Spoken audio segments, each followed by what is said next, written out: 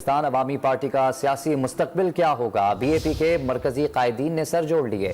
जराये के मुताबिक पार्टी से अलहदा होने वाले अराकीन के खिलाफ कार्रवाई का फैसला कर लिया गया है। मजीद जानते हैं डॉन न्यूज के नुमाइंदे गालिब निहाद से। गालिब, बताइएगा क्या कार्रवाई की जाएगी?